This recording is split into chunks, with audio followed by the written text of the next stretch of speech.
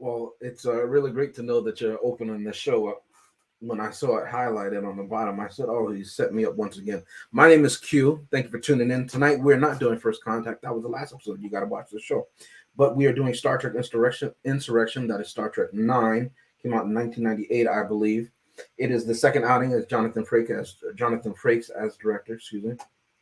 And in this one, we find that the Star Trek Enterprise encounters almost subtle subterfuge in the Federation when they're trying to extract a certain mineral from a people who live on the outskirts of the Federation space. So that's a little convoluted. We'll explain it more, but let me bring in our co-host. Can I do that over? I'm like all over the place. There we go. Tonight, Star Trek Nine, Star Trek Insurrection, the second outing with Jonathan Frakes as director.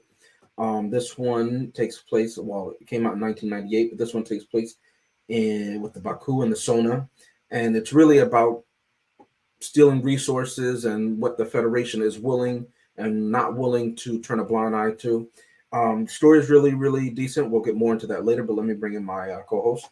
Tonight, we have a special guest returning. He hasn't been here in a long time. Let's find out what he's been doing. It's the next doctor. Sir, how are you doing? I am excellent. Always happy to be on the show with you. And you have a great halo behind you, almost like a Stargate, but I think that's from the movie we watched tonight. It is definitely from the movie. Just sitting here trying to get my beauty, stretch in. That's right. Not too much though, just a little bit. Just a little bit here and there. A few years off. Last but not least, we have the executive consultant, the person who's bringing us the Star Trek marathon. Sir, how you doing? It's funny. You said we haven't seen the next Doctor in a while, but he was just on the last episode. But with the magic of editing, we haven't seen him in a long time. With the magic of editing, he was on the last episode. And this is why I don't always open up the show, because there's always haters in the wings. There's haters. And is it because that I said that this is perhaps not my favorite of the Star Trek movies? Is that why you say that so early? How could you say that? Let me tell the audience what this movie is about. I teased earlier that it's between a conflict between the Sona and the Baku. Now, forgive me if I get this wrong, but I believe the Baku live in the Briar Patch, and the Sona are trying to take their resources. And we find out that it's really the planet, and because it inhabits, it's encircled, by a ring that has a special property, that it's really the planet of youth, or the fountain of youth, if you want to do that. And essentially, the Sona want to take that, extract that mineral resource, and put it in cosmetology, and basically sell it and export it to the whole world, of which the Federation, according to Admiral Dougherty, who is really involved in the Federation in this, along with some people in the Federation Council, that they would be among the main beneficiaries of this. Now, just for the timeline, this takes place around the same time as the Dominion War, or the Dominion War is winding down. So a lot of the attention is focused elsewhere in the quadrant or in the galaxy, depending on how you want to use it. So this is how this is sort of being able to take place, because there's a major war going on and all attention is diverted elsewhere. And so the Enterprise E under Captain Picard, they go there after they're told that Data is malfunctioning, and that they actually want to kill Data. And so they say, well, let us try and get him under control, and we'll figure out what's going on. They do that.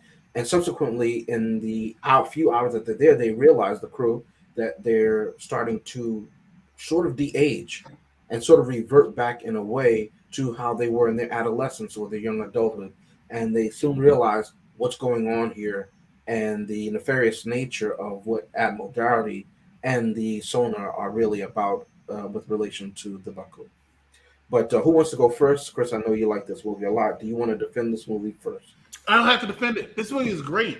It's very underrated how good this movie is. The action, the story, the pacing of the movie was all fantastic. It really showcased a lot of the cast talents, in my opinion.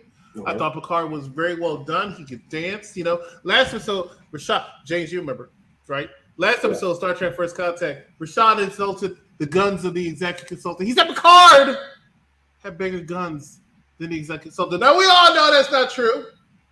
But in this movie, he might say to Picard, has better dance moves than the executive. So not true also, but he showcased so much talent. I love. This is a spoiler. I love the last fight scene between Yeah. the Sona and I'm sorry, Commander Riker in the Enterprise, where he was like, set a collision course. Pew pew, going up there, even the beaming Picard off, and the guy, I forgot his name right now, was like, ah, Maria. Waffle, yeah. I thought that was one of the greatest ending fight scenes of any movie, Star Trek or beyond. I thought it was just fantastic. I thought it was very well done. I love this movie from beginning. The humor of it, the pacing. Here's a fun fact. I went to see this movie. I was in high school. Yeah. I went to see this movie with my mother. Rest her soul. I went to see this movie with my mother. She was not a fan of Star Trek at the time. She saw it at a different time than I did because she thought I was in that theater and I wasn't, right? I saw her after and she said she absolutely loved it. She thought it was great. It was a good movie. Not sure what the hate comes from, but a lot of people don't like this movie. I don't see why. They say felt like a long episode. Maybe, but I just thought it was very well done. Really was. Very impressed. That's the way I defend that movie. Very well done. Stop trying to see everything as Wrath the Khan or even First Contact and just enjoy the time of the movie, unless it's the Batman. And you will be very, very appreciative of it. I'll give you this, and I'll tease something that I want to say. I thought that Efemir Abraham, who played Raffle, was excellent, and I'm gonna give a big compliment to him in a moment, unless Rashad wants to go last. But do you want to go first before I say that? Oh, go right ahead. I want to say that he is probably up there with Khan, in my opinion. Now, if we got more scenes of him, just him alone, you know what I mean? Like we did with Khan, because I don't know what the screen time is. He usually had to share it with somebody, but he dominated the room every time he was there. And I will give Chris credit when he says the fight scene between him and Picard at the end. There was always an intensity with him every time he was on screen, and I loved it. I felt like he believed that in the movie, his life depends on it because they're basically dying out, and they have maybe months left to live, or we don't know, but it's close to that time for them. Talking about the Sona, but I believe that it was life and death for him, and I believe that he wanted to have vengeance. And I haven't seen that. I didn't see that with Christopher Lloyd's Scrooge. I didn't see that. Well, the Borg, you don't really see that with them, so it's not really fair to categorize that with them. I didn't see that with the talking head, in Shakari. You know what I mean? Not being funny, but I forget what he called himself. You know what I mean? Even though he referred to himself as God, or I didn't see that. Soren. Soren. I didn't see that with, and I don't even want to say V'ger and because they're automatons, but there was an intensity to that I really, really did appreciate. It was almost, if we're going to use this analogy, comparing younger Thanos in Endgame to older Thanos. Older Thanos, he let Hulk get some hits in. Younger Thanos said, you know what? You guys are really pissing me off. I was just going to do the snap and that's it. But now I'm going to decimate your planet and then do the snap. So I really like that intensity because it made it more realistic for me. What I didn't like about the movie, and I will say this, the idea that the Federation would do something like that, or the temptation to, and you justify however you want to live forever, or be perpetually young. I understand that. That's a great temptation factor because anybody will want to. Okay. But I thought that there were times in this movie where it slowed down. Why does this movie get so much hate? I think because it's coming off of First Contact, which was out and out an action movie. And it was so fast paced compared to this one, which had a much slower pace. This one was much more cerebral, which you could argue is more in line with Star Trek. That is true.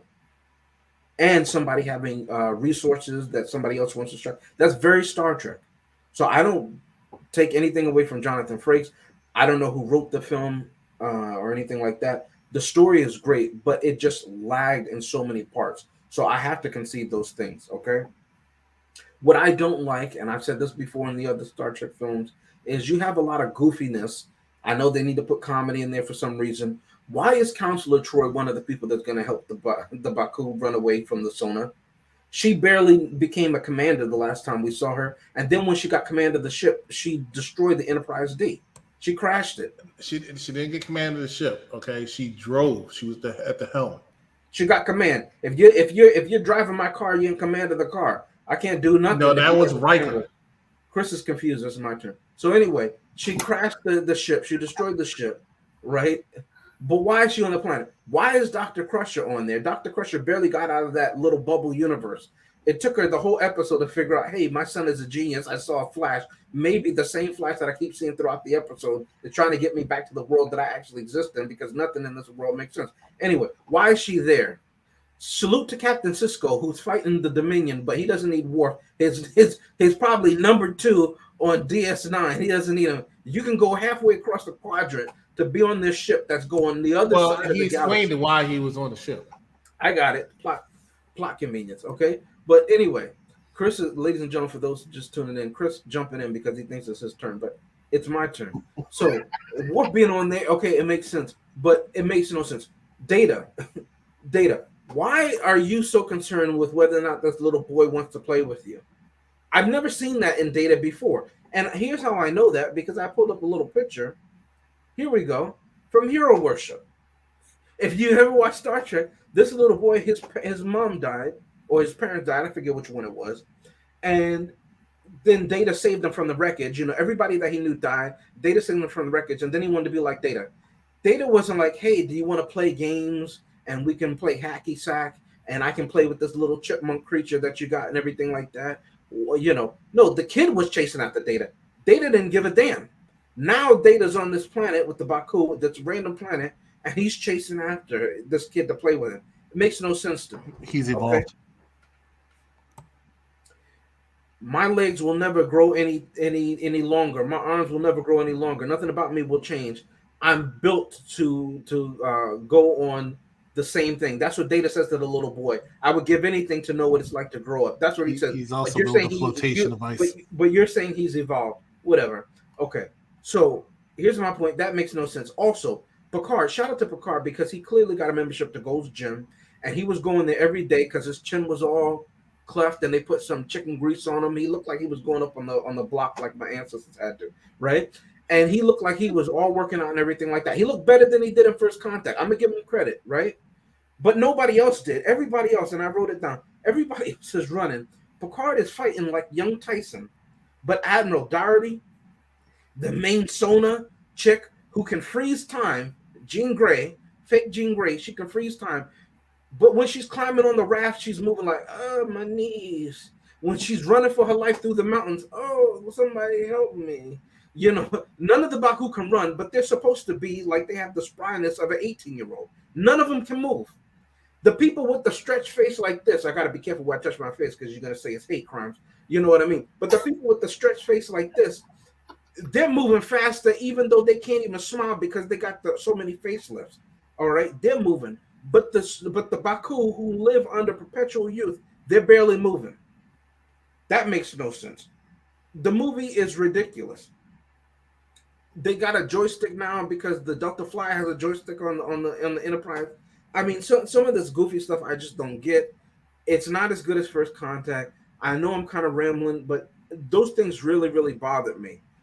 When we get to the next one, I'll explain why I like that one better, even though somebody's going to come at me for that. But I will say the story is good. I think the script could have been better. Okay? Cut out the stupid jokes. We don't need that. All right? Okay, maybe Data going like this to Riker. That was funny. But leave the kids alone, Data. I don't like how that sounds, but I know, that's why I paused. Shout out to Q. He paused and he continued press play. But shout out to Q. He's definitely feeling aggressive that's tendencies. What I'm saying. Okay. That's what I'm saying.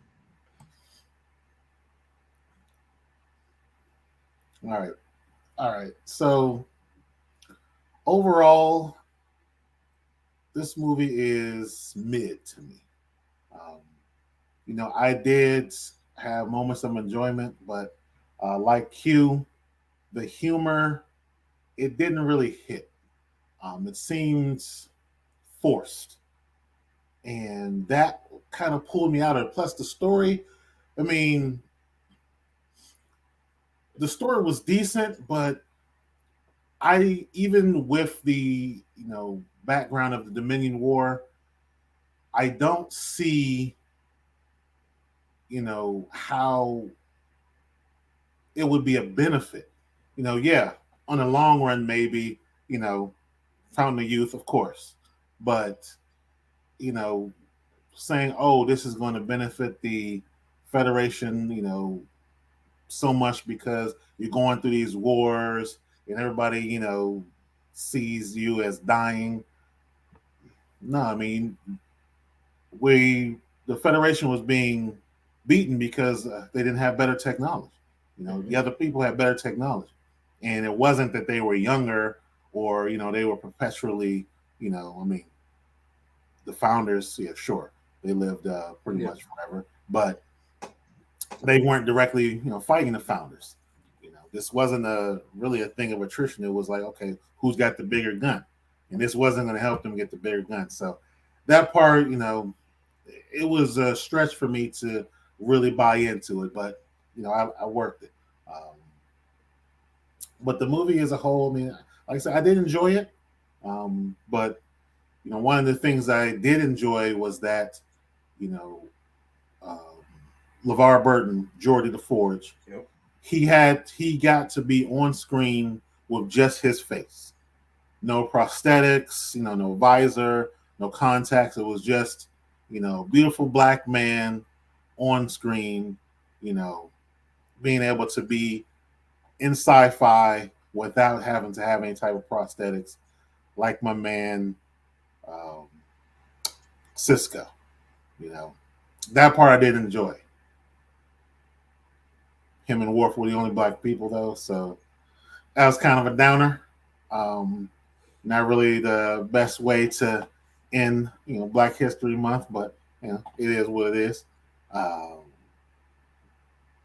But going back to Picard, yeah, I think his dance moves could rival the executive consultant. But the thing is, he realized that something's wrong. He was dancing, looked in the mirror like, oh, I'm old. And then okay, now we got to figure out what's going on with the plot. He goes back down, and can we also give a shout out to how after he's taken the reins, 2 movies in a row, he's got a love interest.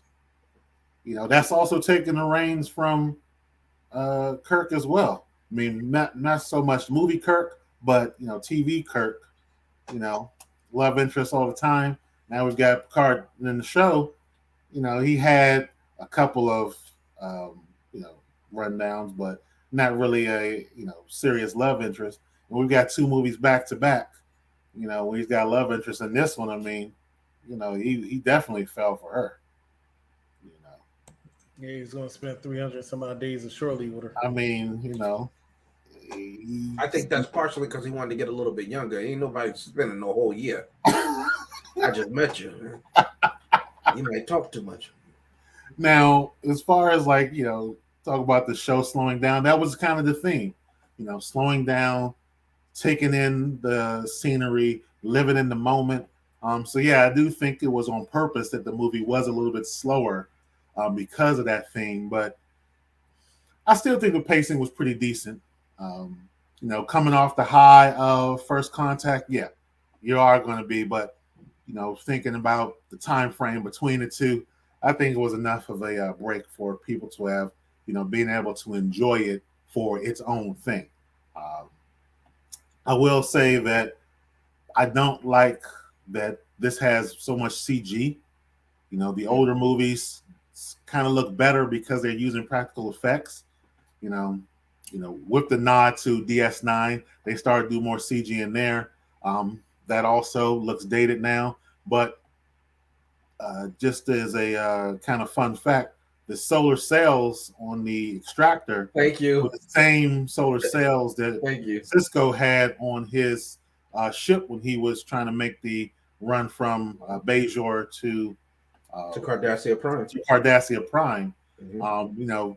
not the exact same ship in the middle, but the solar cells, it was the same thing, like blown up. I didn't catch that the first time I'd actually seen this movie, but I definitely caught it this time. So I don't know, was that a budgetary thing? I mean, the cells were cool, so maybe like, oh, I'm gonna use these again. Mm-hmm. But I do like the villain. I think he was good. Definitely a strong villain. I appreciated his passion every time he was on screen. No, and then the blood coming down. And then the pimple pop. He was like, like he Federation was focused. Laser sighted on his goals. Nothing was going to stop him. Not the Federation, not his comrades, nothing. What was that move when he slammed Doherty from off the banister and threw him into he flipped him over, threw him into that tandem bed? Into the face drive? Yeah. The Federation will never know what happened here. Yeah. And he walks into the room and says so coolly, that was a rough way to go. Admiral Doherty will not be joining us for dinner. Deploy the collector. And he walked in there calm, fixing his gloves. He walked the whole way after he just murked that dude. Exactly. I thought he was going to go back to the same computer screen. Yeah, but he had already finished. Like, this didn't even happen. He just moved on with his life. Like this is just a regular Tuesday. I respect it in the way I do. It was cool. It was cool, and it really showed his focus on his mission. Yeah, he never changed focus at all. He was annoyed about the mission from get-go. Yeah. That was from the first interaction with Picard on the screen. And that's why I say, in a way, I almost want to say he's better than Khan, because arguably, because he was so focused and he was so good, he deserved to win. No. Understand what I mean? Like when the villain is like focused, like Thanos, he deserved to win. He was focused. He was goal oriented. He wasn't waffling about. He deserved to, and he did. Yeah, which he did, and I like that, as opposed to if the villain is bumbling and they still win, that makes no sense to me. Yeah. But he I think Raffle, he deserved to win, and he did really. It was only because that guy turned at the end that they were able to trick them. But he really won. He would have got rid of everybody. Yeah, the power of friendship definitely saved the Federation that day. I also agree. The manual steering column, when he called that out, even the first time I saw this movie, I was like, what is this BS? You got a whole starship and futuristic starship, and you got this manual steering column just coming out of the floor. You remember when Sega came out with the joystick? I was like, what is this? We got all these touch screens, and I mean, even when they do stuff manual, it's still touch. You're gonna give me a Target joystick? Are you serious? Okay. So yeah. Again, enjoyable movie, but definitely not a top tier Star Trek movie. But I still enjoyed it. Yeah. Let's talk about thumbs up, thumbs down after this message. We'll be right back. You're watching Unpopular Review. False. You're watching Unpopular Review. Look in the mirror. See yourself. I'm a mirror for you as well. Don't be so vain.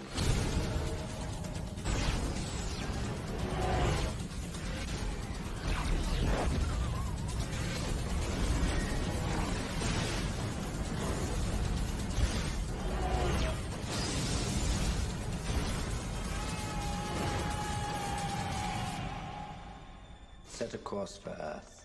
Kill everything.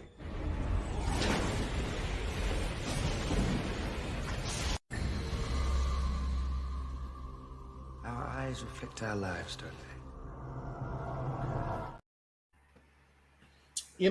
The one problem I had with that movie is I remember seeing the trailer. I think it was like the greatest trailer of all time. I was so hyped for that movie.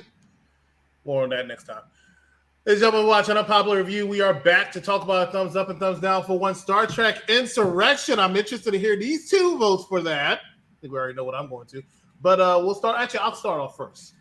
It's a thumbs up for me. This is one of my favorite Star Trek movies. I just think it was so well done, so well acted from beginning to end. This bell to bell, very good movie. Not the best Star Trek movie, but one of the best to me. Thumbs up for me. Let's go to the next doctor. Next doctor, if you please. It's really tough, but because ultimately the theme was in accordance of Star Trek, had a moral center to it. They taught a lesson. So ultimately, I will give it a thumbs up.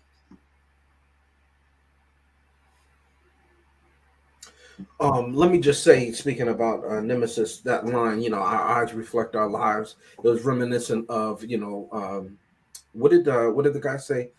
The fire in which we burn. They say, how does it go? Time is the fire in which we They burn. say time is the fire from which we burn. And I thought that was a great line. And that's to Chris's point about that trailer. When you heard that, the way that I forget the actor's name now, but the way he delivers that, a young Ed Hardy, the way he delivers that, it was really, really great. Great costume too.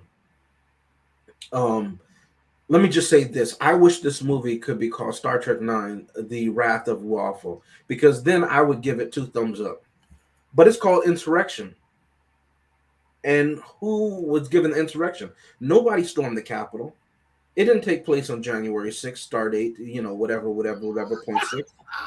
All right. So I'm confused. The Sona didn't live on the planet with the Baku. And Doherty, let me just say, hey, sir, I want you to be in this movie. What are my lines? Just say Doherty out. You got it. Shout out to him with his buckle, his Power Rangers belt on. He was from the old Texas. First of all, he said, exactly. His Zeo belt. You remember Zeo when they went like that? First shout of all, out to him. Doherty out. Doherty out. Second of all, it's not Ed Hardy. Who is it? Tom Hardy. Tom Hardy. Ed Hardy is the designer, right? Tom Hardy. Thank you, Chris, for hating. But I'm saying thank you for hating. But lastly, shout out though before I give my tepid thumbs up or sideways to this movie that has no insurrection in it. Shout out to that cool captain's couch that Ruafel had. I've never seen anything like that. But if I want to lie to myself, let me lie to myself like Ron DeSantis does every day of the week. Okay, and let me just say and vote on the. No, I know that's your governor, Chris, but listen, let me just vote on the movie based on that couch alone. That the movie gets a thumbs up because the couch was so badass. I loved it. He sat right in the middle. Why? I don't want nobody on my left or my right hand side. It's just me, Big Ball Ruafo, or Big Ball. I don't know the aliens, but Big Ball's Ruafo sitting in the middle, and he never doubted that his dude betrayed him. He just said, "I told you, you got a problem," and the dude had to fix it. He was like, "Oh, can I talk to you in private?" And then he had to fix it. He said, "You my number one." You see me grab the shoulders. He's like, "I was about to murk you in front of everybody, but we go way back. You remember? You was the one who told me to go out like this." Didn't he do that? So I'm gonna change my. Chris has helped me change my mind because Big Balls Raffo and his badass pimp couch, and because he was going around just he choke slammed Captain Admiral Doherty, who had the most juice in all of Starfleet. Everybody knows that, okay? And he was even giving Picard the word. Soon as he heard intruder alert, he didn't even know who it was. He just shot. He was going to kill Picard. And then when the fire was coming up, he chased him like a dog. He said, "Well, you don't want to ignite the fire," because he was about to shoot him right there. He saw the smoke, and he was about to shoot him, and he was like, "Damn it, he got me." And then Picard shot. He was like, "No!" And at the end, when he sees the flame, he's not afraid that he's going to burn to death. He doesn't care about that. He says, "This motherfucker is going to get away. I want to get him." He was mad that he couldn't choke out Picard one last time. I'm giving this movie, Chris, you're right. I'm giving this movie 2 thumbs up for Big Balls Raffle because Edmure Abraham, he played that part. And not since Khan, and maybe better. Also, last but not least, can I do a PS? PS. The Baku were running like like William Shatner in Star Trek. You remember when he was fighting that guy with the balls on his knees and he was barely moving? He's like, you got it. They had no energy, but they were supposed to be 17 years old. Those are the slowest moving 17-year-olds I've ever seen in my life. So salute to them slow-ass Baku who have William Shatner knees, okay? Anyway, 2 thumbs up for this F. Murray Abraham classic. Pimp couch. Nobody wants to talk about you. Talk about the couch, the captain's chair for the Sona ship, but nobody wants to talk about the captain's yacht. I mean, it was. He didn't have no Probably couch. the second time we've seen that. Yeah. The captain's yacht, and then everybody came dressed as a Baku except for the 2 people he left behind. They came as Baku. They were wearing Eddie Bauer gear. They came as Baku. They were wearing Eddie Bauer gear with them long ass dresses on. They look ridiculous. Come on. Yeah. How uncomfortable did Worf feel being the only chocolate face there? Listen, shout out to let me just say, ladies and gentlemen, if you're watching this, if you enjoyed Midsommar that took place in Sweden, you're gonna love this movie. Saddle up. Also, lock and load. Join us next time. If you visited the Capitol 2 years ago on January 6th, you're gonna love this. Join us next time for Star Trek 10 Nemesis. For Q, for the next doctor, I'm the exec consultant. We'll see you right here next time on. Make sure you're shaving.